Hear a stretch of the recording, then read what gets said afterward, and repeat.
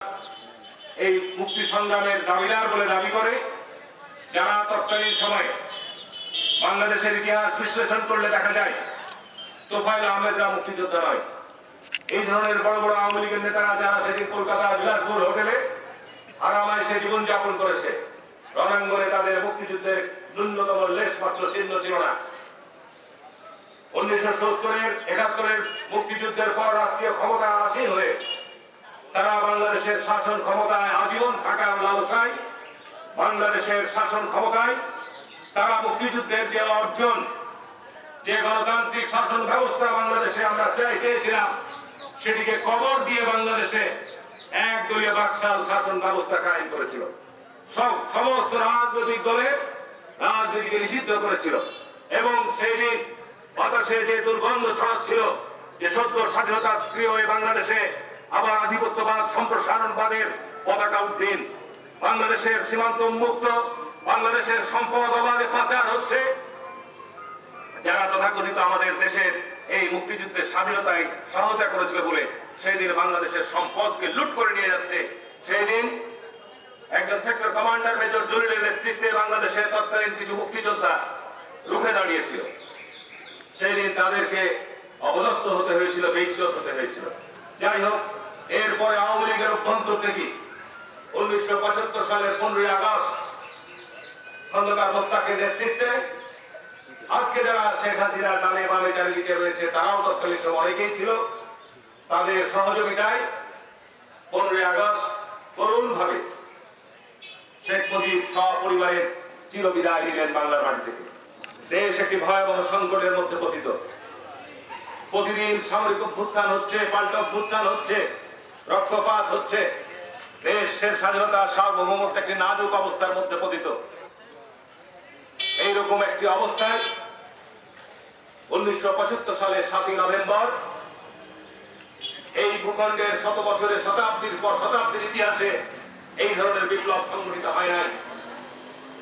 শহীদ রাষ্ট্রপতি জিয়াউর রহমানের নেতৃত্বে সিপাহী জনতা ঐক্যবদ্ধভাবে দেশের স্বাধীনতা সার্বভৌমত্বকে সুরক্ষার অঙ্গীকার নিয়ে রাস্তায় বেরিয়ে পড়েছিল। 70-এর নির্বাচনে বিজয়ী দলের নেতৃত্বে যারা দাবি করে 71-এর মুক্তিযুদ্ধের চাইতেও 7ই নভেম্বর তীব্র জাতীয় ঐক্য গড়ে উঠেছিল যে বাংলাদেশকে আগ্রাসনবাদীদের হাত থেকে, সাম্রাজ্যবাদীদের কবল থেকে দেশকে রক্ষা করবে। সে কারণেই 1975 সালের 7ই নভেম্বরকে national solidarity day, national revolutionary day বলা হয়।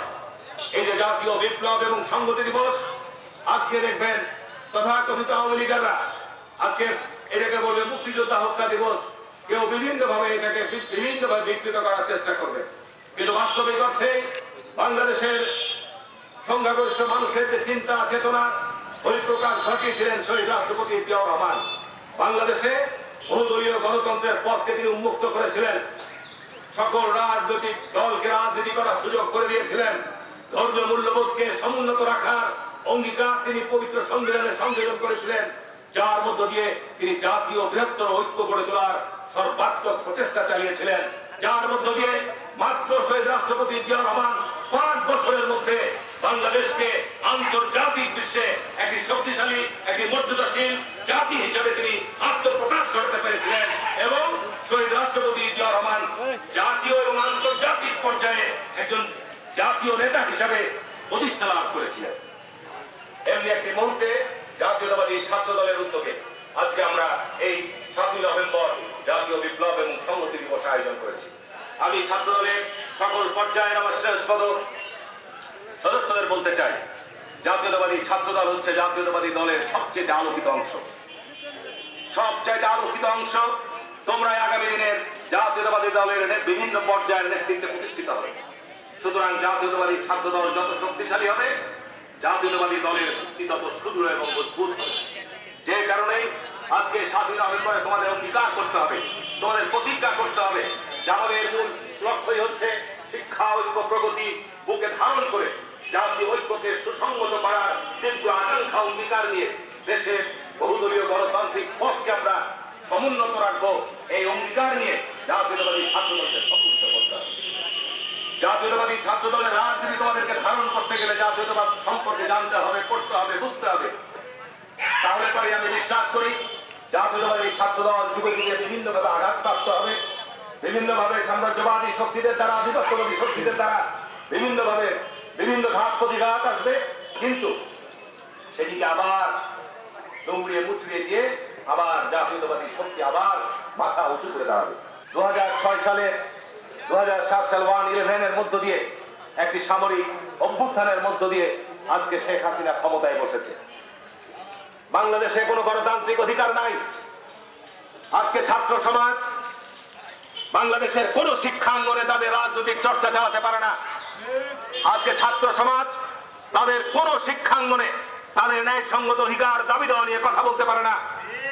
চাঁপাইনবাবগঞ্জে বৃহত্তম কলেজ নবাবগঞ্জ সরকারি কলেজ, নবাবগঞ্জ শাহ নিয়ামতুল্লাহ কলেজ, অসংখ্য কলেজে আজকে যে সমস্ত ছাত্রছাত্রীরা পড়ালেখা করছো, সেখানে তোমাদের ন্যায়সঙ্গত দাবি নিয়ে তোমরা কথা বলতে পারো না, তোমাদের অধিকার নিয়ে তোমরা সেখানে সমাবেশ করতে পারো না।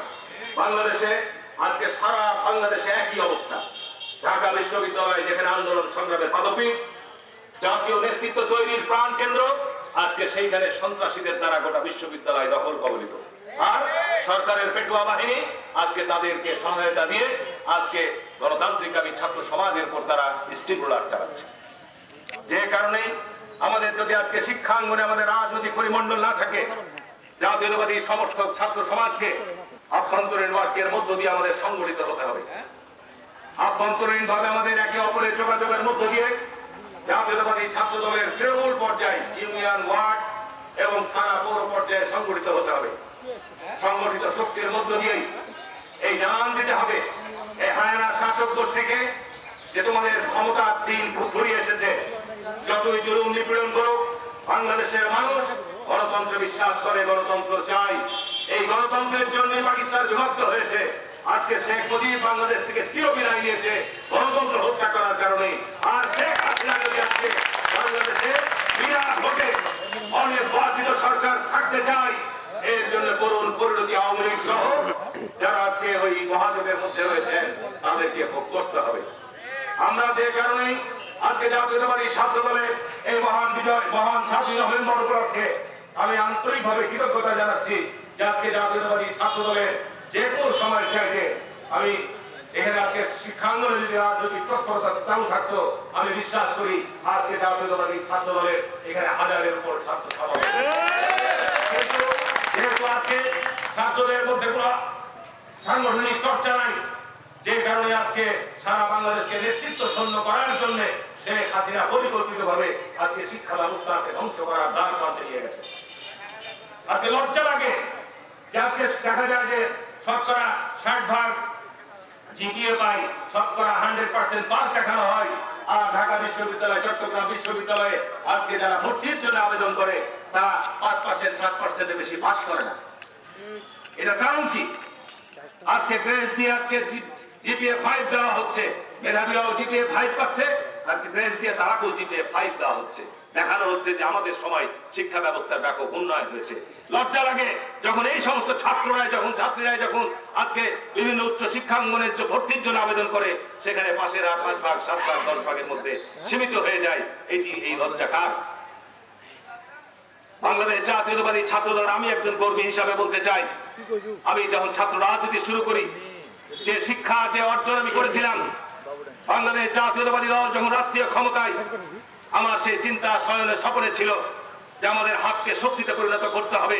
শহীদ রাষ্ট্রপতি জিয়া রহমান যে স্লোগান দিয়ে জাতির নেতৃত্ব দিয়েছিলেন যে বিপুল জনগোষ্ঠীকে যদি শক্তিতে রূপান্তরিত করতে হয়, তাহলে আমাদের এখানে কারিগরি শিক্ষা, উৎপাদনমুখী শিক্ষা ব্যবস্থা আমাদের গড়ে তুলতে হবে, যার মধ্য দিয়ে আমরা লক্ষ লক্ষ কোটি কোটি জনশক্তি বিদেশে রপ্তানি করব, আর সেখান থেকে বৈদেশিক মুদ্রা অর্জন করে বাংলাদেশকে আমরা আধুনিক উন্নত রাষ্ট্রে রূপান্তরিত করব।